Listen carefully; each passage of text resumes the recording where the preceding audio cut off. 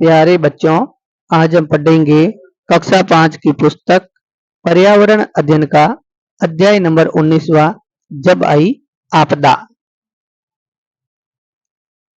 इसमें बताया गया है कि मैं समय हूँ। मैंने गांवों को बसते हुए और उजड़ते हुए देखा है, लोगों को खुशहाल जिंदगी में सिसकते हुए देखा है, फलते फूलते परिवारों को खत्म होते देखा है। और यह सब होने का कारण क्या था?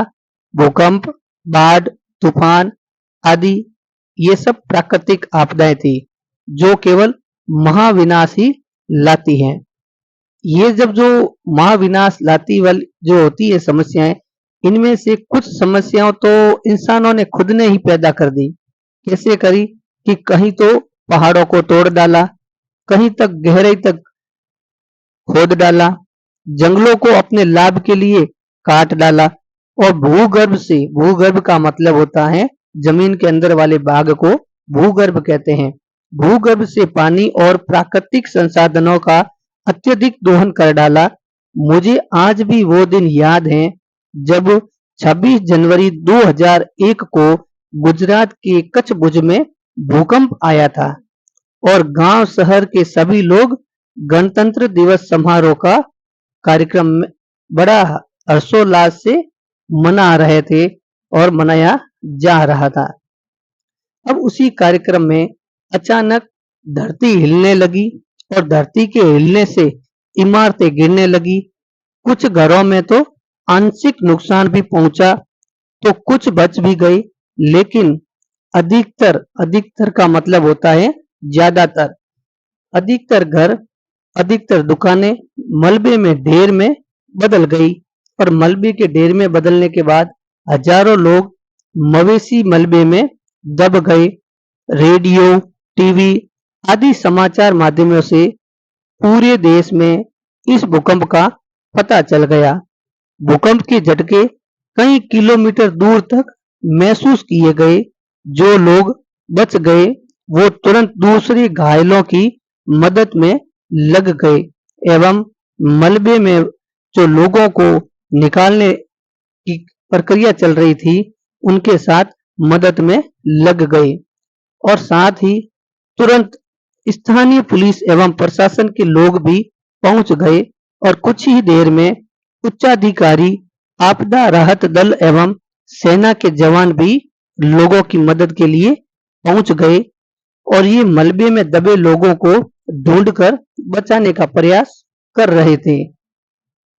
और इसके साथ ही डॉक्टर एवं नर्सिंग कर्मी अस्थायी कैंपों में घायलों का इलाज कर रहे थे तो गंभीर घायलों को एम्बुलेंस से नजदीकी बड़े अस्पताल में भी पहुंचाया जा रहा था। भूकंप से बचने के लिए लोग घायलों के लिए भोजन, पानी आदि की व्यवस्था भी कर रहे थे और कई स्वयंसेवक संगठनों द्वारा भी, प्रशासन द्वारा भी भोजन के पैकेट एवं पानी उपलब्ध कराने की मदद भी कर रहे थे और चारों तरफ टेंट लगाकर राहत शिविर लगा दिए गए ताकि लोगों को राहत मिले। धीरे धीरे दैनिक उपयोग की आवश्यकताएं वस्तुएं भी प्रशासन एवं स्वयंसेवी संगठनों द्वारा, समाज सेवकों द्वारा उपलब्ध कराई जाने लगी। ये आप एक चित्र देख सकते हैं। इस चित्र में कैसे भूकंप आया था, जो बहुमंजिले मकान थे वो कैसे मलबे के ढेर में बदल गए और इसके नीचे लोग जो इसके अंदर रहते थे वो जमीन के अंदर धंस गए। जो नीचे तो लोग बच गए और ऊपर उनका मकान का मलबा गिर गया और राहत कर्मी कैसे ढूंढ ढूंढ कर सबको निकाल रहे हैं नीचे दबे हुए लोगों को। इनके ऊपर सारे मकान का मलबा गिर गया। ये भूकंप से विनाश का चित्र था। अब आप चर्चा कीजिए और बताइए कि क्या आपने या आपके किसी परिचित ने कभी किसी प्राकृतिक आपदा का सामना किया है, यानी ऐसी कोई प्राकृतिक आपदा का सामना किया है? तो जी हाँ, मेरे चाचा जी गुजरात में नौकरी करते थे। उन्होंने इस भूकंप जैसी प्राकृतिक आपदा का सामना किया है और ऐसे समय में किन किन लोगों ने मदद की? तो मेरे चाचा जी ने बताया कि उस समय सरकार राहत एवं बचाव दल द्वारा और साथ में स्वयंसेवी संस्थाओं के लोगों तथा सेना के जवानों के द्वारा भी बहुत मदद का प्रयास किया गया। अब आगे है प्रश्न तीसरा, यदि आपके यहाँ भूकंप आ जाए तो आपके आसपास किस तरह का नुकसान हो सकता है? यदि हमारे यहाँ भूकंप आ जाए तो लोगों को जान माल का बड़ा नुकसान हो सकता है और भूकंप आने पर मकान गिर भी सकते हैं, जिसमें लोग तथा जानवर जैसे भेड़, बकरी, गाय, भैंस आदि दबकर मर भी सकते हैं। अब आगे हैं, कई दिनों तक बाहर से लोग सहायता के लिए आते रहे। वे भूकंप पीड़ितों को खाने पीने की चीजें, कपड़ा, दवाई आदि देते रहे। कुछ लोगों को तो ये जो सामान मिलता था तो कुछ लोगों को ये सामान भी नहीं मिलता था। खूब छीना झपटी भी होती थी। मैंने ऐसे ऐसे मैनेजर भी देखे हैं। शहर में आए लोगों में कुछ वैज्ञानिक, कुछ इंजीनियर और कुछ आर्टिकल भी थे। उन्होंने बताया कि भूकंप आने पर तुरंत घर से बाहर खुले में निकल जाना चाहिए। अगर घर से बाहर न निकल सको तो किसी मजबूत जगह में जैसे मजबूत टेबल के नीचे कंपन रुकने तक बैठ जाना चाहिए। इन्होंने भूकंप रोधी मकान के लिए कुछ डिजाइनें भी बताई और लोगों से इस डिजाइन के अनुसार मकान बनाने के लिए कहा। यानी उस समय शहर में जो वैज्ञानिक, इंजीनियर और आर्किटेक्ट जो आए थे, उन्होंने सलाह दी थी कि जब भी आपको भूकंप जैसी कंपन महसूस होती है तब आपको तुरंत घर से बाहर निकल जाना चाहिए और खुले में जाकर रहना चाहिए। चारों तरफ बिल्डिंगें बनी हो ऐसी जगह नहीं जाना, जहां चारों तरफ कुछ बना हुआ नहीं हो, ऐसे खुली जगह पे जाना। अगर आप नहीं जा सकते हैं तो घर पे किसी मजबूत चीज के नीचे बैठना, ताकि ऊपर कुछ भी अगर वस्तु गिरे, भारी वस्तु गिरे तो आप बच सकें। अब सोचिए और बताइए कि भूकंप से पीड़ित लोगों को किन किन वस्तुओं की आवश्यकता होती है। तो उन्हें भोजन, दवाई, दैनिक उपयोग की आवश्यकता, ओढ़ने बिछाने, कपड़े पहनने और सुरक्षित स्थान आदि की आवश्यकता होती है। अब प्रश्न दूसरा है कि आपकी कोई भूकंप पीड़ित के लिए मदद मांगना चाहें तो आप उन्हें क्या मदद करेंगे? तो हम भी उन्हें कपड़ा, भोजन, रुपया, पैसा, दवाइयाँ आदि मदद करेंगे। अब पता कीजिए और लिखिए, जैसे अखबार एवं पत्र पत्रिकाओं से जानो कि अभी हाल में ही कहाँ भूकंप आया और उससे किस किस तरह का नुकसान हुआ है।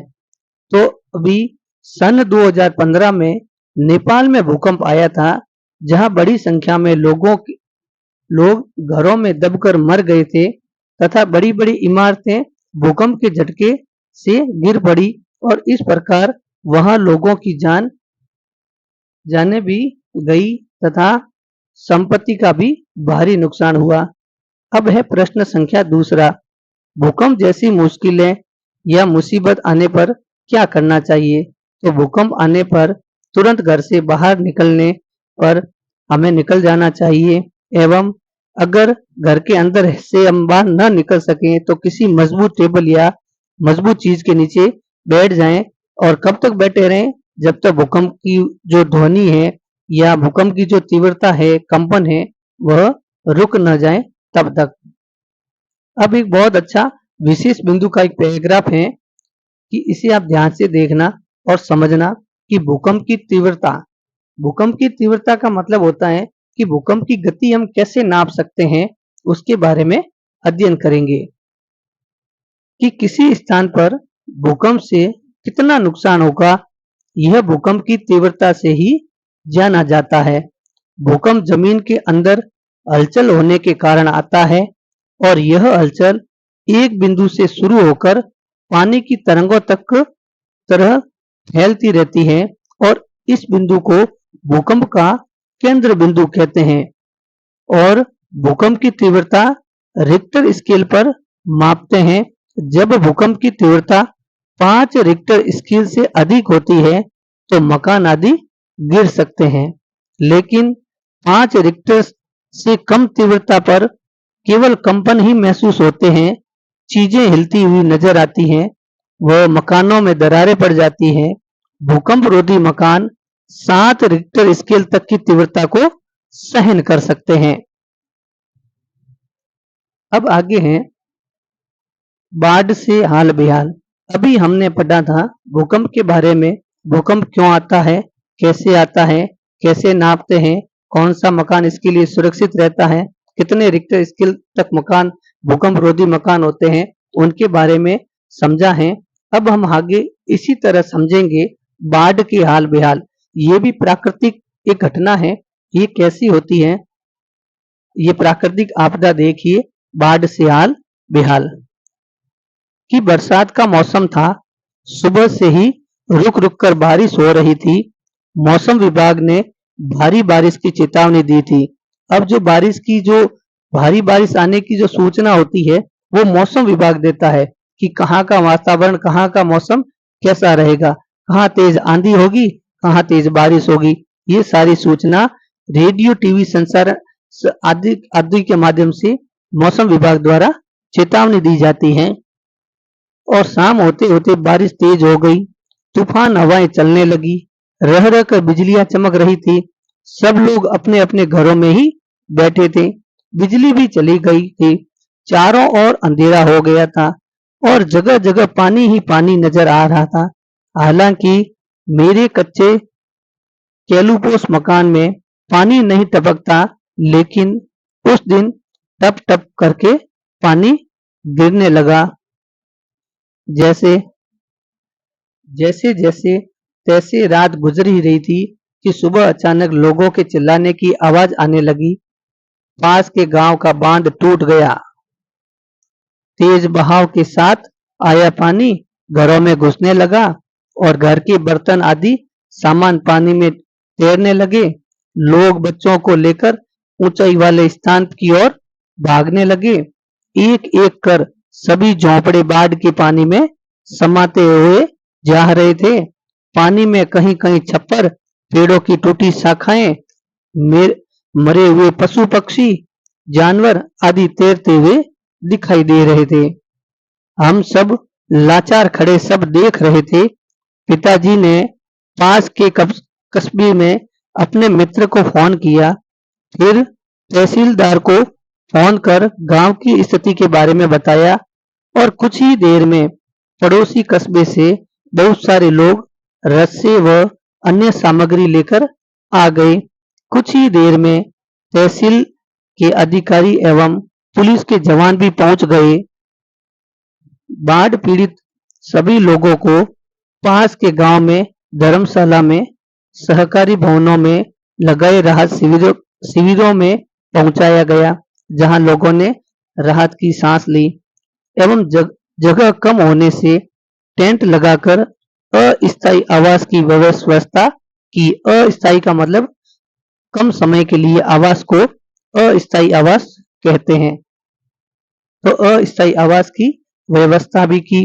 गांव के कई लोग पानी में बह गए थे, जिन्हें पुलिस के जवान तलाश रहे थे। तलाश का मतलब होता है ढूंढना। और एम्बुलेंस बाढ़ के कारण घायल पीड़ितों को लाने ले जाने का काम कर रही थी। और इसी प्रकार स्वयंसेवी संस्थाओं और प्रशासन द्वारा भी खाने पीने की वस्तुएं, दवाइयां आदि उपलब्ध कराई जा रही थी। ये आप जो चित्र देख रहे हैं, ये बांध का चित्र है। जो बांध टूट गया था और गांवों में पानी आया था, मकानों की छत तक पानी आ गया था। जैसे गाड़ियां डूब रही हैं, झोपड़ियां तैर रही है, लोग एक गांव से दूसरे ओर जा रहे हैं। अब इनकी मजबूरी हो गई, क्योंकि पास वाले गांव में बांध टूटने से ऐसा बांध टूटा है उसके पास वाले गांव की ये हालत हो गई है। ये बाढ़ का दृश्य। अब है आगे। कुछ दिनों में बाढ़ का पानी उतर गया। ये सारा नजारा मैं देख रहा था। मैंने देखा कि सब लोग आपस में अपने गांव पहुंचे। वहां की हालत बहुत खराब हो गई थी। कच्चे झोंपड़ों का कहीं नामो निशान नहीं था, क्योंकि सब कुछ पानी में बह चुका था। कुछ कच्चे मकानों की टूटी फूटी दीवारें ही बची थी कई पक्के मकानों को भी नुकसान पहुंचा है। दीवारों में सिलन आ गई थी, जगह जगह काई जमी हुई थी, चारों ओर कीचड़ ही कीचड़ था। गांव में सभी जगह बदबू फैल रही थी। प्रशासन और स्वयंसेवी संगठनों के स्वयंसेवकों द्वारा भी सफाई अभियान चलाया गया। सभी ग्रामवासियों ने अपना भरपूर सहयोग दिया। कुएं, बावड़ी आदि जल स्रोत की सफाई कर इनमें दवाई डाली गई। भवनों की मरम्मत का काम भी करवाया गया। अब और आप सोचिए और बताइए कि बरसात के समय किन किन तरह की समस्याएं आती है। तो बरसात के समय चारों तरफ पानी ही पानी दिखाई देता है, बाढ़ आती है, बांध टूटते हैं, जगह जगह कीचड़ हो जाता है, कहीं कहीं मकान भी गिर जाते हैं, पेड़ भी टूट जाते हैं, बिजली चली जाती है, चारों तरफ बदबू वाला वातावरण हो जाता है। इसी प्रकार अनेकों समस्याएं होती हैं। अब है प्रश्न संख्या दूसरा, बाढ़ से लोगों को क्या क्या नुकसान होगा। तो बाढ़ से लोगों के मकान गिर गए होंगे और उन्हें क्षति पहुंची होगी। फसलों में भी नुकसान पहुंचा होगा, खेत भी खराब हो चुके होंगे, पेड़ गिर गए होंगे, कुछ सामान तथा जानवर बाढ़ में बह गए होंगे, कुछ लोग भी बाढ़ में बह गए होंगे, लोगों तथा जानवरों के खाने के सामान भी नष्ट हो गए होंगे।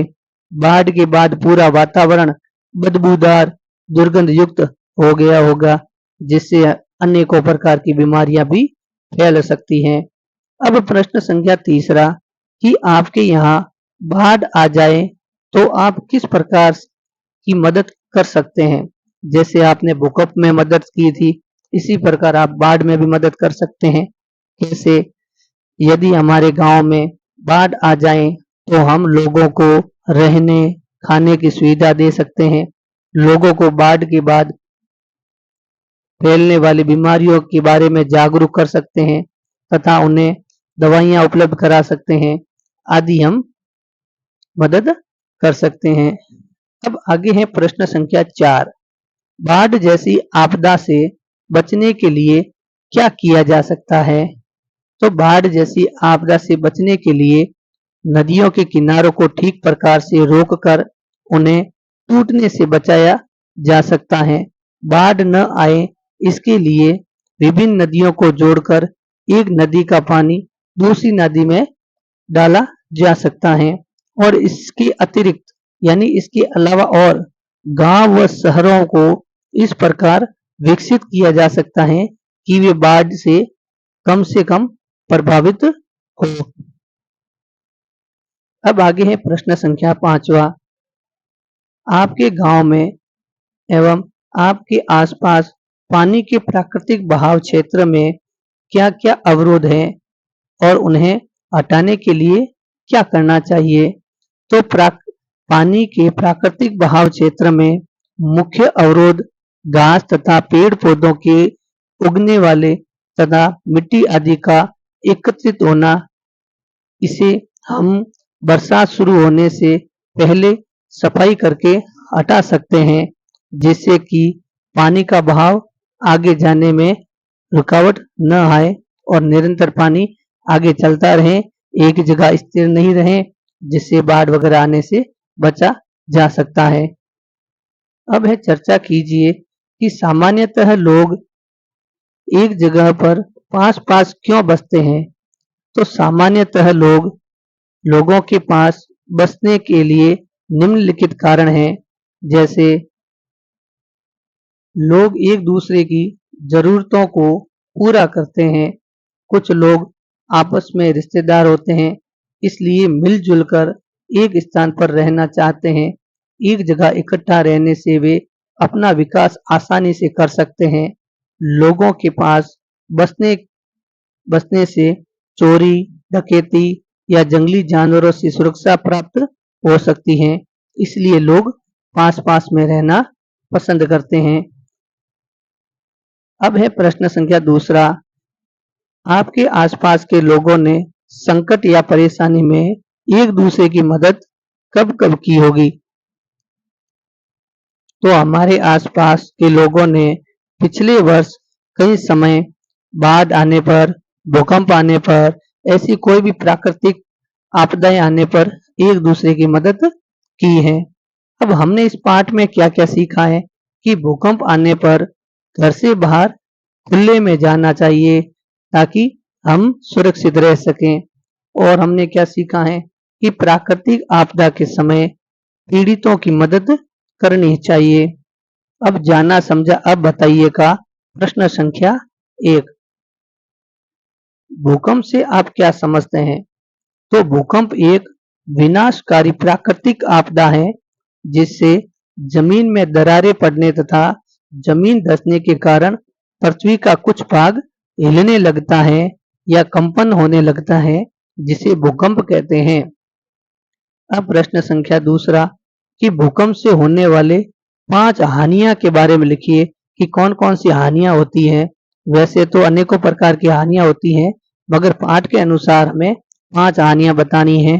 तो देखिए, भूकंप से मकान गिर जाते हैं, पेड़ों के नीचे दबकर लोग एवं जानवरों का मरना भी भूकंप से होता है, लोगों का बेघर होना, नदियों पर बंधे बांध टूटना जिससे बाढ़ की संभावना बढ़ जाती है, एवं भूकंप आने के बाद मकानों के दबे लोगों एवं जानवरों के सड़ने के कारण भूकंप प्रभावित क्षेत्र में बीमारी का बीमारी का डर भी फैलना और बीमारी भी फैलना, क्योंकि बदबू से बीमारियां होती हैं।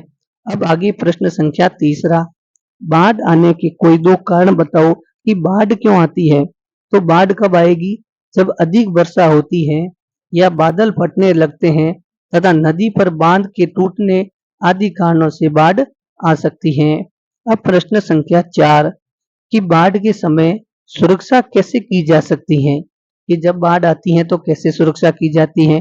तो नदियों पर बांध बनाकर नदियों को आपस में जोड़कर तथा लोगों को बाढ़ की सूचना देकर उन्हें जागरूक किया जा सकता है और इस प्रकार से हम समय पर सुरक्षा कर सकते हैं।